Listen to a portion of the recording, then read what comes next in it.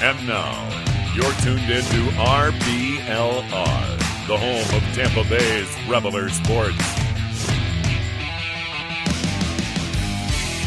This is the RBLR Rays podcast. I'm your host, Zach Daub, along with my co-host today, Carter Brantley. Carter, how are you doing, sir?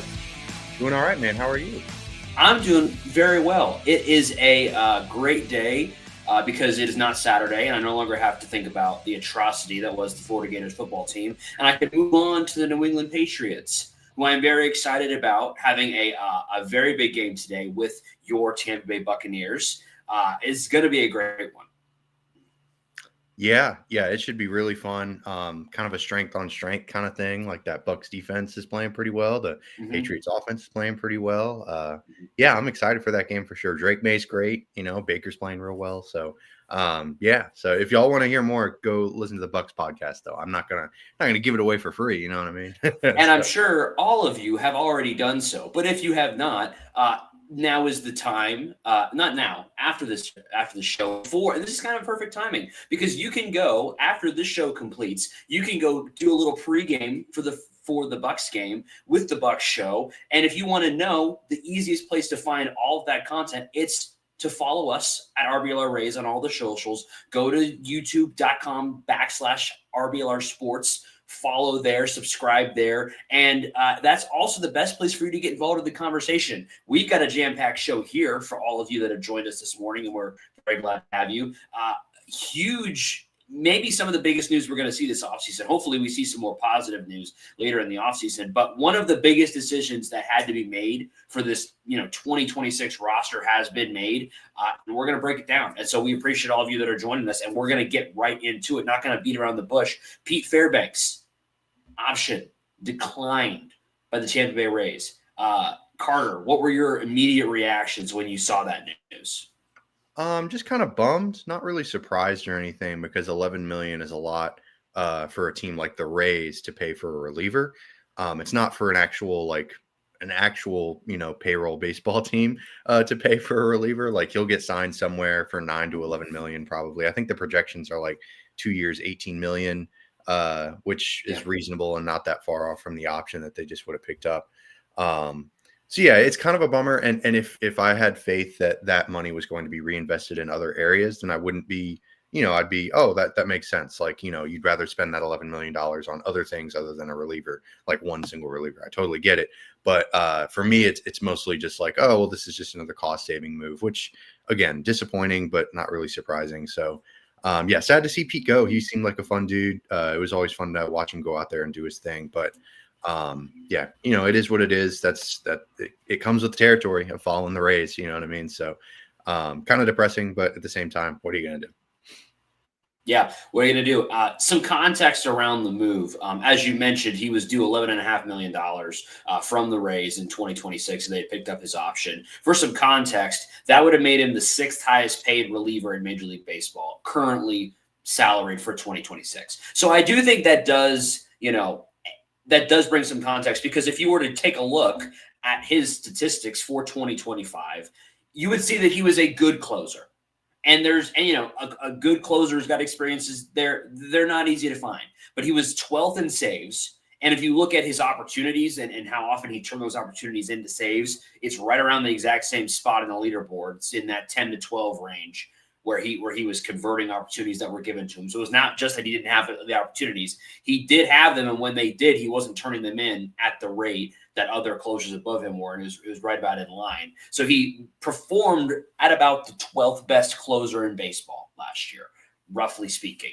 And if you're curious, $9 to $8 million, like we were talking about, is right around the 11th highest paid reliever in baseball. So that seems to be a more, like, if we're just looking objectively at, his performance relative to his value, that seems what the market is saying for that level of closer. Now, that being said, getting a closer with experience, now 3 or 4 years of experience at the closing position, those guys do not grow on trees. So there's some value in the experience. There's some value in him being a part of the roster. The leadership of the Rays has said many times that they value continuity in the roster, in the bullpen, in the rotation, in the lineup. They value that continuity. So that does seem to, from our perspective, I think it would be easy to bubble up that extra $2.5 million into continuity, into experience, into the reality of this guy being with the team for as long as he has. And I think it does kind of end up feeling like a bit of a bummer, especially because, and we'll get into this in a minute, there's not a just flashing red sign, obvious candidate to replace him. So it leaves you just kind of feeling uncertain. And I think there's a really good chance if he signs for less than $9 million, if he gets less than that, us as Rays fans are going to end up feeling pretty frustrated. Yeah, man, absolutely. Yeah, and I didn't even necessarily view it entirely in terms of closer specifically. It was more just well, there's another potential high leverage arm that the Rays don't have. Sure. But it was nice that he sort of had that role kind of carved out, it was sort of his niche, that ninth inning, you said, the traditional closer, that's very anti-Rays, right? It seems like they'd be more of a closer by committee type of team. But it was cool that they had that because it kind of allowed them to be super creative with their, innings 6 through 8. They were allowed to use kind of wherever mismatch, doing whatever they wanted to do because they knew that Pete Fairbanks was going to be there in the ninth. The gap between him and Jackson, Uceda, and the rest was there, but it wasn't big enough to really warrant him being the Josh Hader or fill in the blank, whatever great fireman there is in baseball right now. They didn't have to use him like that. They could just kind of use him as a closer. So yeah. I don't know. I'm like you said, just kind of a bummer, but yeah, because this stuff is still pretty good. It's still there. He's still pumping 98. He's still got the outlier fastball and the death ball slider, and the weird changeup that he threw every now and then. So it's, he was a fun pitcher, and yeah, seemed like a nice guy too. So it's tough to see those types of fellas go out the door, but yeah, just the nature of it. That's what's going to come with following this team.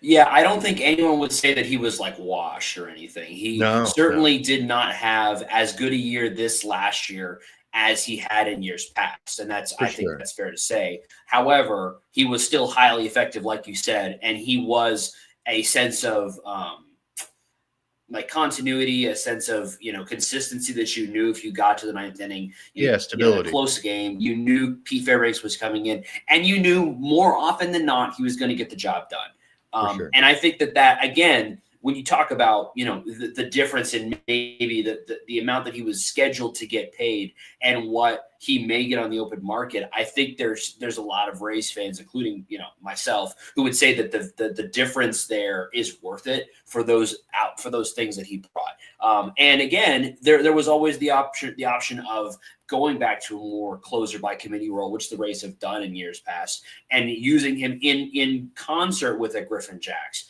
with a Edwin Uceda, with a Garrett Clevenger. And that, obviously is no longer an option with him no longer being on the roster.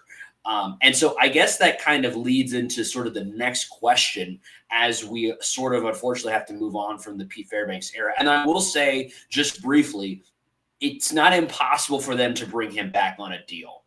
I think what for me makes it unlikely is that surely they could have worked out an extension or something and made it work if they really wanted to bring him back. But maybe they think that he won't get the value that he's looking for on the open market and hope to bring him back when he doesn't get what he wants on the free agent market and bring him back at a reduced amount. I don't know. I'm not inside that, not a fly on the wall in the Eric Neander boardroom, so I don't know what those conversations are like, but it is possible. But in all likelihood, we are looking at a bullpen in 2026 that does not include Pete Fairbanks. So with that in mind, Carter, what do you think of the options currently available to replace him? And not just who do you think could be the closer, but also, is this also an opportunity for the Rays to maybe go back to closer by committee?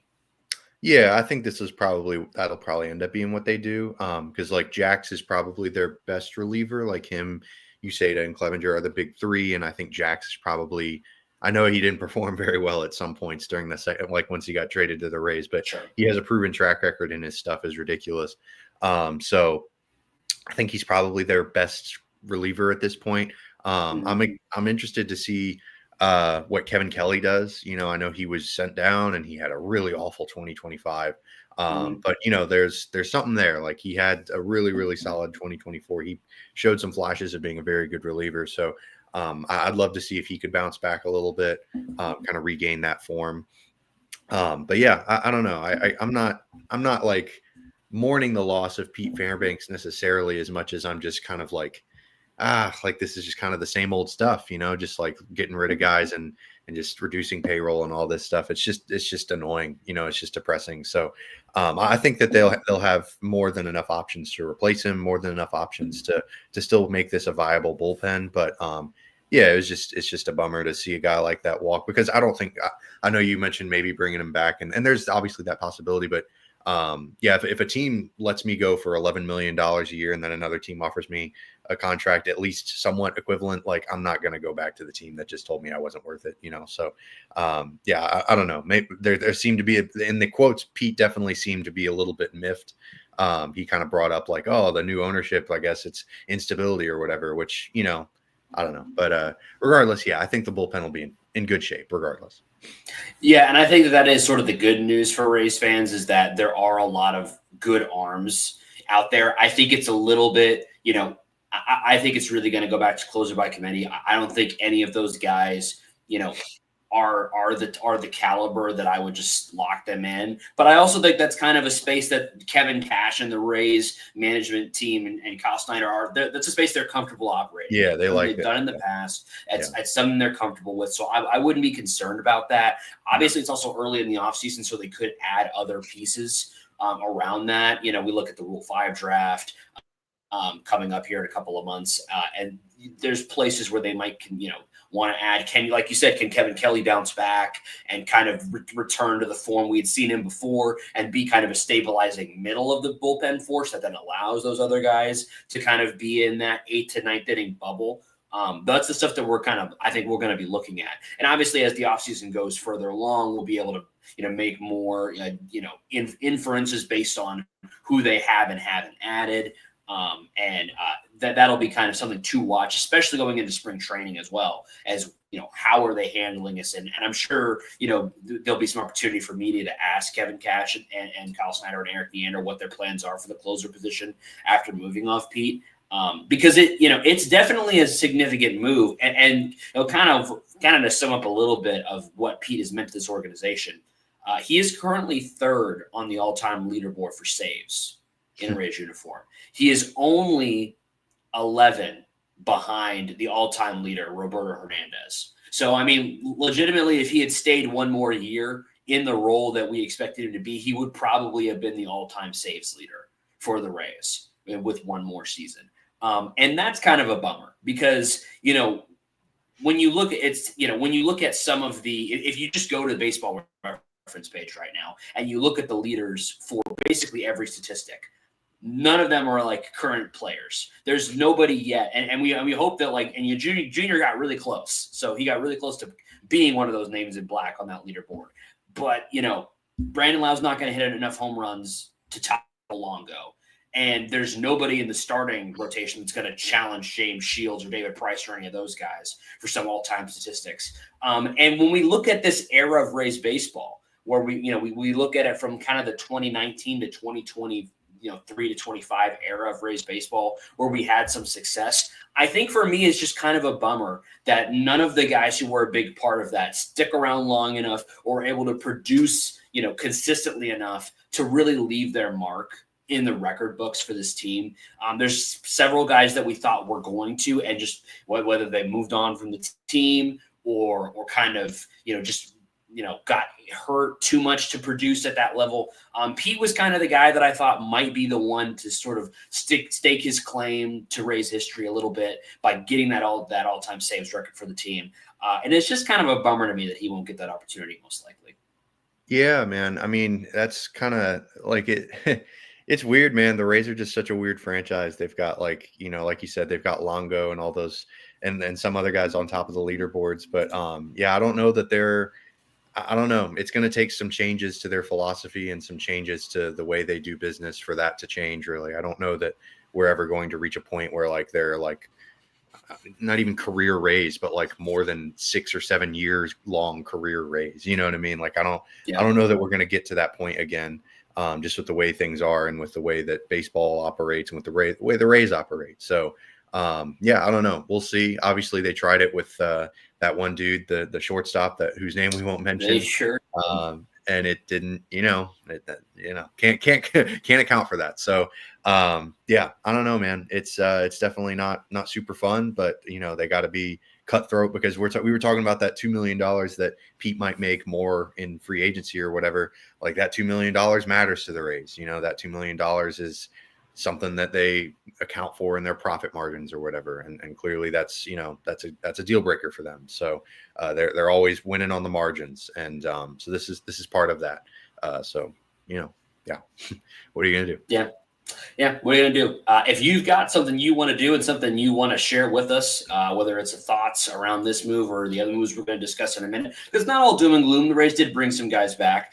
Let us know over on YouTube in the comments is the easiest way to get in touch with us. We'd love to hear from you. Love to hear your thoughts on these moves. The next move that we're going to discuss is interesting in the context of letting Pete Fairbanks go, and that is retaining Brandon Lowe for $11.5 million and exercising his option for 2026. Were you surprised that the Rays exercised that option? Yeah, 100%. I thought it was going to be flip-flop. I thought they might keep Pete and they'll definitely get rid of Brandon Lowe. I thought it was a very real possibility they just let both of them go. Like I thought that was the most likely scenario, frankly. Yeah, I don't know, man. Brandon Lowe, like he's gonna hit. He's gonna be a very solid contributor offensively. But he unfortunately was one of the worst second basemen in baseball last year, like defensively. And that sucks because like he at times has been like a solid enough second baseman to where his hitting made him an incredible player. Like so it's kind of tough to see him kind of fall from that. He struggled a little bit with velocity this past season, but he made up for it and still managed to have a very good offensive season. So yeah, I don't know. I was a bit surprised by that. They've got Braden Taylor coming up through the wings, and he'll probably end up there at second, and he's great. But the trade of Curtis Mead, I wonder how much that factors into this, because if they still had Curtis, do they view second base a little bit differently in that lens? I don't know. Probably not, because Curtis Mead hasn't really turned out to be who I thought he was in Chicago either. But yeah, I don't know. I was a bit surprised, but happy, because Brandon Lowe's great. He's going to provide some thump. He's fun to watch at the plate. So I was excited by it, and it gives Braden Taylor a little bit more time to season in the minors before he comes up, because I think he'll be really good, but he's still got some things to work on. So yeah, I was pleasantly surprised by the Brandon Lowe move for sure. Yeah, I mean, I was obviously known Brandon Lowe enjoyer. Zach Dobb was happy that Brandon Lowe was retained, obviously. For sure. I wasn't overly shocked by it, only because I think Braden Taylor, as much as we are excited about him, he took what I can only really describe as a step backwards in 2025, hitting to a 77 WRC plus in AA last year. So where in the previous 2 years, he was, averaging like a 140 WRC plus, through low A and up into AA to be in a short set, about 30 games, was just lighting the world on fire. And then just was not really able to recreate that success in 2025. It's not something where we don't think he'll figure it out long term. We do think he will, but I do think it makes sense to keep Brandon Lowe, because if you move on from Brandon Lowe, your options at second base start to become a little bit more. There are some okay options for second base. Guys like Richie Palacios. That's an okay option for second base. And that would be fine, but he's also injury prone, which, and of course, Brandon is as well. And you could, maybe also throw Jonathan Ronda out there at second base. So there are some options out there, but clearly the Rays are comfortable leaving second base the way it is. And my theory as to why that is because I think that they saw Carson Williams' performance in 2025, and they were happy with it, but realized that he's not going to be a difference maker necessarily right away in 2025 at least, and you're going to need some offensive production from other guys. You're obviously going to have Junior. You hope Aranda is, fully back. He looked fully back in the last couple of games he returned from, so you hope he's great. You've got Yandy, so you've got a little core of power there and of offensive performance there.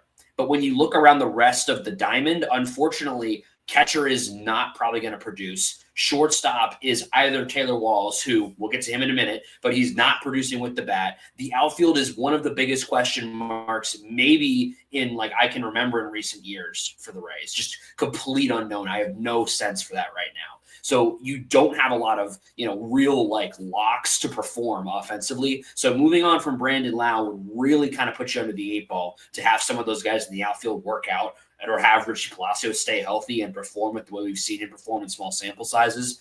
I just think having, leaving Brandon Lowe out of the 2026 roster plans would have really put them behind the 8 ball in a way that I just think they weren't comfortable with at the end of the day. And, there's not a lot of great options out there on the free agent market to replace him that you would be able to get, and for what it's worth, I mentioned the value kind of proposition as far as the salary relative, to other performers with Pete. When it comes to Brandon Lowe, obviously the defense hurts his WAR, but if you just look at his offensive numbers, he grades out as a top 5 second baseman in baseball. Yeah, and he's currently the 8th highest paid second baseman in Major League Baseball. He hit the most home runs of any second baseman in baseball last year. So obviously there's some value there for Brandon Lowe. And the Rays felt comfortable with it. I think if Braden Taylor had performed better, we might see a different conversation. He didn't even make it up to AAA, so that you really can't make that jump with him. I think obviously if Curtis Meade was still with the Org and was performing better, that was a conversation. But like you said, he went to the White Sox and just hasn't made an impact over there. And so that leaves them, I think, to bring Brandon back, which I think is the right decision. Because honestly, if you go into next season with only really Junior, Yandy, and Aranda as and even Aranda and Junior have one really good season of MLB production. So that's it. That's your offensive core going into a season. That would be a little scary. So I think making Brandon made sense. Bringing back Brandon made sense. Yeah, it totally makes sense for, I hate to keep using this phrase, but regular baseball teams, it totally makes sense to bring back Brandon Lowe. For the Rays, I thought that maybe they would deem it too rich for their blood. But luckily I was wrong.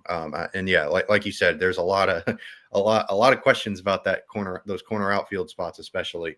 And if you're not certain that you're going to get offensive production out of those spots, because there's some talent there, Christopher Morel and Josh Lowe could be there. And they brought in that new guy from Cincinnati whose name Fraley. Yeah, Fraley and the other fella.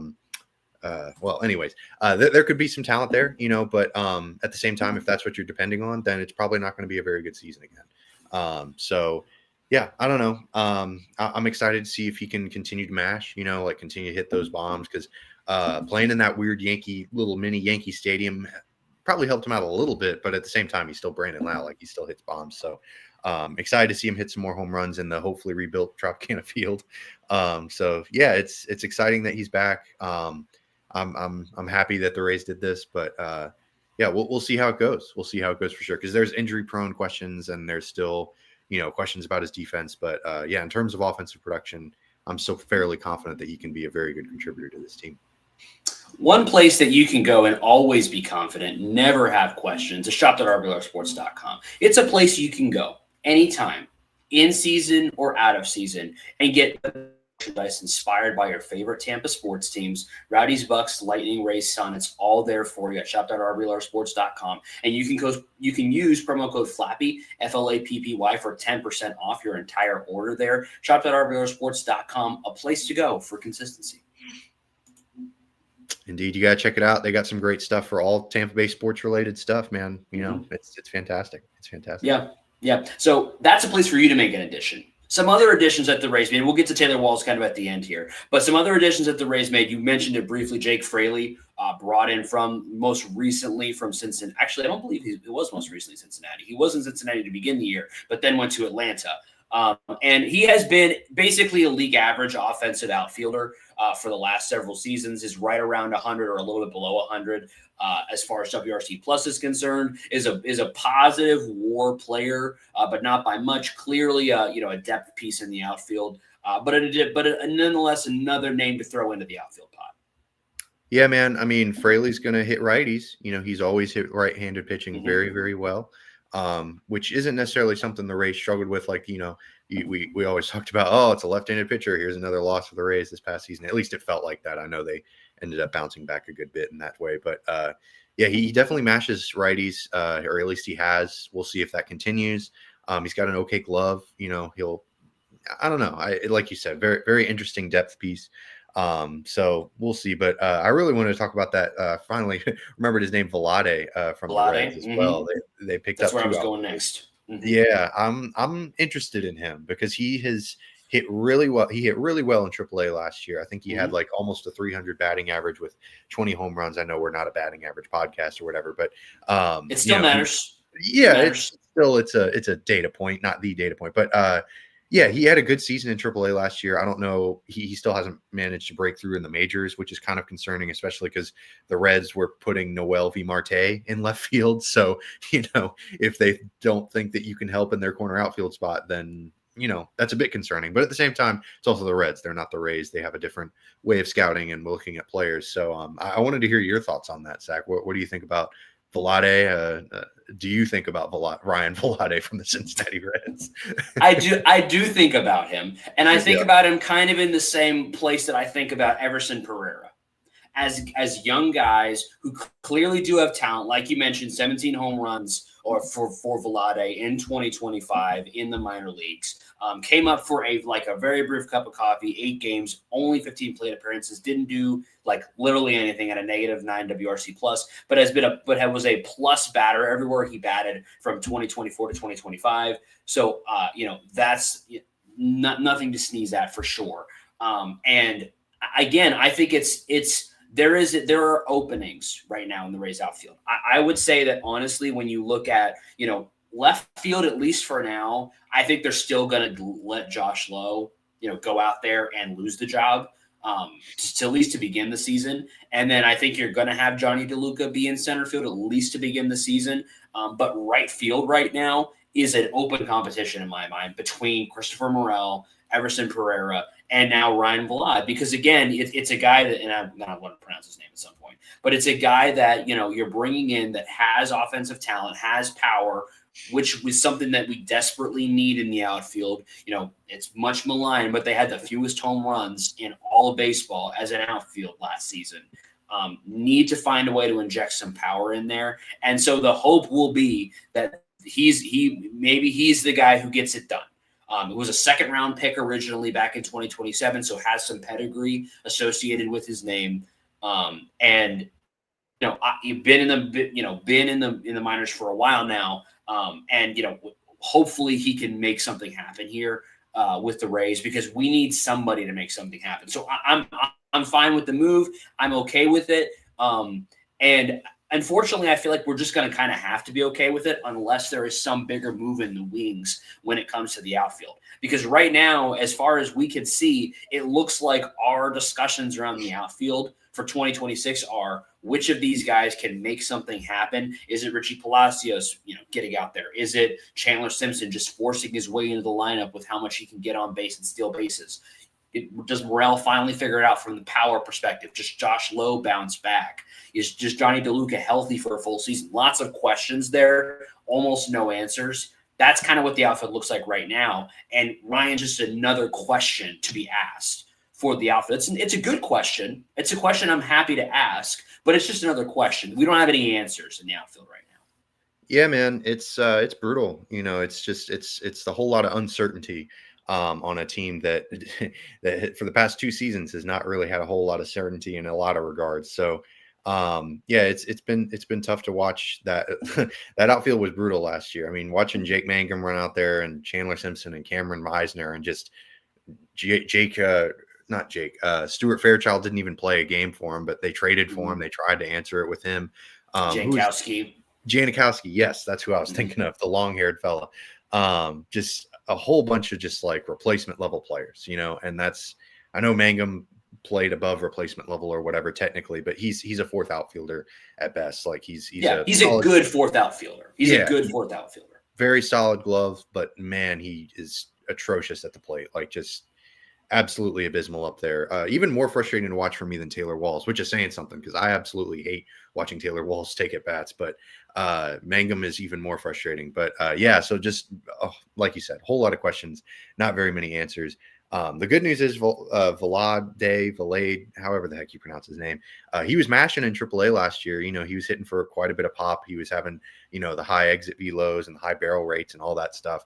It's just a question of whether he can actually have a high enough hit tool in the majors to really put it all together because, there's some swing and miss in his game. There's a little bit of chase in his game too, but he definitely has some pop. He's got some upside. So I definitely understand the Rays taking a flyer on him. It's a bit awkward because he doesn't have any options left. So I'll be interested to see how that develops, to sort of see how that plays out, because if it doesn't work out for him, he could be gone pretty quick. I'm excited to see what he can do. But if this is the only thing that they do to address the corner outfield spot, I'm not expecting a whole lot to change. Yeah. So it remains to be seen. We'll get into it more as the offseason develops, but remains to be seen there. We'll talk about Taylor Walls to kind of round it out here, but just to kind of throw out some of the other moves that happened. It was a busy day on November the 6th for the Rays. In addition to the moves we've discussed and Taylor Walls getting his option exercised and adding a 2027 option, Forrest Whiteley was also added to the major league roster. So they obviously think there's some value there with him. He's been okay in the moments that we've seen him. Nate Lavender and Brian Van Bell were reinstated from the 60-day and then DFA'd. We hope to get Lavender back. We don't know about Brian Van Bell. He was the trade piece that we received in the Zach Littell trade. So kind of an interesting decision there. The DFAs of Cameron Meiser and Bob Seymour, guys who did affect the major league roster. The expectation will be to find a way to get them back to Durham, but we'll see. And then to round it out, Alex Faedo and Stuart Fairchild and Caleb Bushley were declared waivers and elected free agency. So all those guys are out. The one that's the most interesting to me is Whiteley. He was a guy that, seemed like there was a lot of buzz around him when he came in, has some kind of good stuff. And, there's some hope to turn him into something. Didn't have the best results right away at the major league level when he came over. But he's a guy clearly the Rays believe in, even over some guys that, we thought maybe more highly of throughout last season. Whiteley's the guy that stays. So it'd be interesting to see how he performs and if their faith in him is justified. I'm stoked about Whitley. I think he's going to be he's just another example of like the Rays just finding these. He's not even a hidden gem, really. He was a first round pick. Like, let's not get too crafty here. Like the Rays didn't just pick up some random Joe Schmo off the street. Like he was DFA'd by Houston, and the Astros just couldn't work him out. They couldn't figure out what made him click, and the Rays seemed to unlock something because he showed some real flashes in the major league level as well as AAA. So I'm really excited to see him kind of turn into that high leverage arm this season. Him and Kevin Kelly are sort of the X factors. If they can have good seasons, I think the Rays have a real shot to have a very quality season because their bullpen will be nails. If both of them flail, if both of them don't pan out, it's not the end of the world or anything, but it just puts a lot more pressure on those high leverage guys to continue to be good, because Garrett Clevenger was excellent last year. Is he able to replicate that season? He could, absolutely. But relief pitching is just so volatile because the sample sizes are so small, like you're working in very short spurts. So I don't know. I'm really excited by Whitley. I'm glad they kept him around because his stuff is just electric, and he's kind of that traditional Rays pickup that's like, oh, how did they manage to pick him up? And then it's like, yeah, he's really good. So, I'm excited to see him go to work for the Rays this year. Yeah, that's a really good take about Kevin Kelly and Whitley being kind of the X factors for the Rays bullpen. I like that. I think that's going to be something to watch for sure. Now, especially with Pete being moved on from putting that, like you said, putting that additional pressure on the kind of the upper echelon guys that we do have. I really like Kevin Kelly. I've liked him since we got him in Rule 5. I believe in this guy. I believe he'll turn it around. And if you could have Whitley also doing kind of that and living up to the potential that that the Rays pitching staff has seen in him, that would be awesome. We need some guys stepping up because, as we'll discuss kind of more as we get into the offseason, there's some questions in regards to the starting pitching. So the bullpen has got to be nails. It's got to be something that's good for the Rays in 2026. But it's not something we traditionally have to worry about with the Rays. So pretty confident they'll make that happen. Yeah. So that brings us to the last major move that the Rays made, and it's one that I think. I think Taylor Walls is going to may slowly overtake Brandon Lowe as the most controversial Ray of all time. As Taylor Walls was reinstated from the 60-day, they exercised his 2026 club option and added a 2027 club option. 2 more years of Taylor Walls. Yeah, I mean, it's fine. Like I get the logic behind it. Like I get that he's the best defensive shortstop in baseball, blah, blah, blah, beat that horse to death, DRS and all that nonsense. I'm not doubting any of that. It still doesn't make him any better of a hitter. Like he's still one of the worst hitters that the Rays have in their lineup. And that's saying something because the Rays were pretty, they've got some stinkers. They've got some clunkers. So it's clearly the valuing the strength up the middle, catcher, shortstop, and center. They all have to be good defensively. Totally understand that. And you kind of set aside their offensive production. If Taylor Walls was more of a likable dude, then I would actually kind of probably enjoy him. I would be like, hey, that's cool. Like I love Taylor Walls. I'd be a Taylor Walls defender, but he seems like kind of a stick in the mud, to put it lightly. So I have no problem with people like being kind of illogical and saying, oh, Taylor Walls sucks. Like, why do they keep bringing him back? Like, he's an under 200 hitter. And it's like, none of that really matters because of his defensive prowess, but also he seems like a jerk. So, go for it. Keep talking crap on him. I almost dropped an expletive there, but yeah, I don't know. I don't getting hot on a Sunday morning. I just don't care for Taylor Walls as a person. So like any contributions that he makes as a baseball player are kind of null, but he also just happens to be like this kind of pulverizing figure in terms of like, oh, well, he's really good defensively, but good Lord, is he atrocious offensively. So people can't break through that. They can't really grasp that notion. And I'm fine with it in this case because, like I said, It seems like a stick in the mud. Kevin Kiermaier, I fought a little bit vehemently for because, like, he's kind of a strange fellow with his weird stretching in the outfield and the weird blocking everyone on Twitter that replied to him. But I could at least like not like confidently say like, oh, he seems like a turd. Taylor Walls, I can confidently say seems like a turd. So, well, I can all that being said, we can also confidently say that he is the best defensive shortstop in all of baseball. 100%. If you're looking for a stat to back that up, over the last 2 seasons, despite the fact that he has played by far the least amount of innings of like the top guys at shortstop, he has 5 more defensive runs saved over the last 2 seasons. The next closest guy is Zach Nito, who has played 1,000 more innings than he has. Right. So he is just far and away the best defensive shortstop in baseball. He breaks defensive metrics because, much like Kevin Kiermaier, like you mentioned, if you've ever watched him play shortstop in person, you will notice this. Yeah, it's not as noticeable. We've said it before. He makes movements and makes adjustments as the ball is contacting bat. He's so clearly the best defensive shortstop. And one of the things that I've said before, and I will continue to say, if the Rays outfield and rest of the infield are producing, I don't care if shortstop and catcher are swinging a wet noodle. I am fine with that. In some of the Rays' best years, they had, the best offensive years even. Obviously there were some years where it was Wander out there, but they had some sort of subpar performances from their shortstops. They were kind of average. It was the Adeiny Echeverrias. It was some of these other guys who were okay at shortstop, but they weren't lighting the world on fire, but they were excellent defensively, and you had pop in the outfield and pop in the infield, and that allowed that to happen.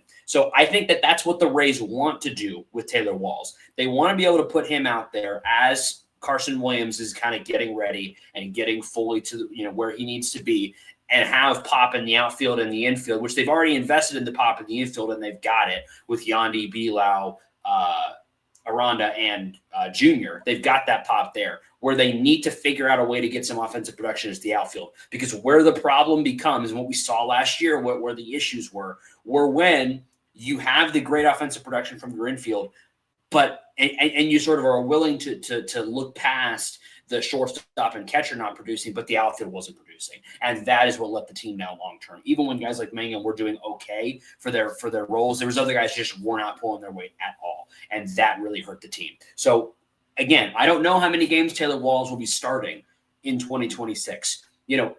As much, nothing against Taylor Walls. I hope he doesn't start very many games. I hope Carson Williams plays well enough to where he is the starting shortstop. Yeah. Taylor Walls is kind of the ideal bench infielder. He can 100%. Play anywhere. He plays plus defense anywhere you put him on the infield, and he does have speed on the base pass, so he's a good pinch runner as well. So he would be the ultimate guy that comes off the bench to go in those moments, late defensive replacement, etc. He's perfect for that.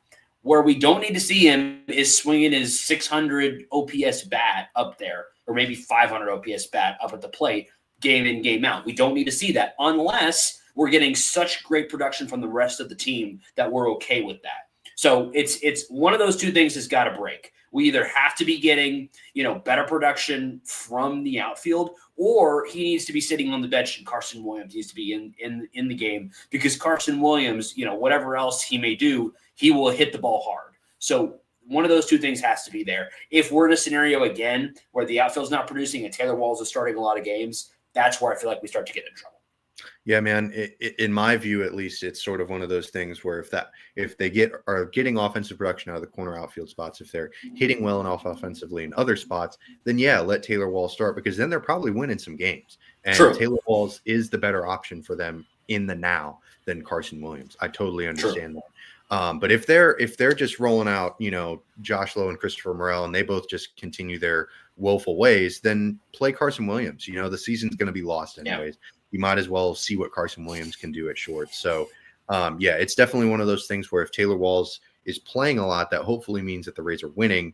But if the Rays aren't winning, then stop playing him. Just utilize him in that super utility role, or I don't know, maybe see if he has more trade value to another team, which I frankly doubt, but whatever.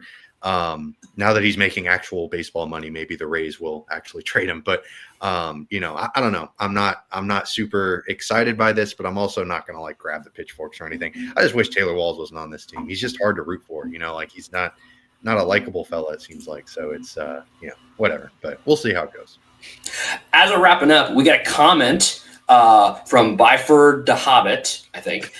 Any news on the indoor stadium ready for 2026? Great question. What we know right now is the Trop is on track to be open in 2026. We do not know if it will be ready to start the season. The repairs on the Trop are ongoing, where you're seeing updates pretty regularly on the panels being put back on and seeming to be in good shape. So we expect the Trop to be played in 2026. We are not sure if it will be ready at the beginning. There are some, I believe the Rays schedule has been adjusted to start on the road in order to allow for a little more time to get the Trop ready. We'll see how that goes. But that is kind of where we are right now. It's a great question, but I do believe we'll be playing games in the Trop in 2026. Yeah, man, I'm excited. I drive by it a lot for work, and those panels are weird. They're funky, but it's kind of fun to see the development from the skeleton to now. So hopefully we'll be watching games in Tropicana Field next year. And I can't imagine that any setback would happen, but knock on wood. Knock on wood. Appreciate the comment. And if you want to get your comments in and want to talk to us, we'd love to hear from you. The easiest way to do that is to go over to YouTube, drop us a subscribe while you're over there. Helps us a whole bunch. It's free. But drop a comment in there as well. We love to hear from you guys. We're going to be here all off season. We've got a lot to discuss as the off season goes on. We're going to be doing player reviews. We're going to be talking about the free agent news as it comes by. Maybe the Rays will sign Kyle Tucker. Who knows? It's anything could happen. It's literally anything could happen. Probably not that, but anything could happen, and we hope it will happen. And we hope that if that does happen, if we do see a signing of Kyle Tucker, that you'll all be here to join us for that. Heck yeah. If Kyle Tucker signs with the Rays, I don't know. I'll do something crazy. I'll buy someone a $100. I'll send someone $100 to spend in the RBLR store or something. I don't know. You heard it here first. And you're going to want to be here right here on the RBLR Rays show if that happens. And the easiest way to do this, like we said, to subscribe. We hope you're going to be here all season long with us, all off season long, because regardless of whatever weird moves go on, it's always going to be Raise Up right here. Raise up.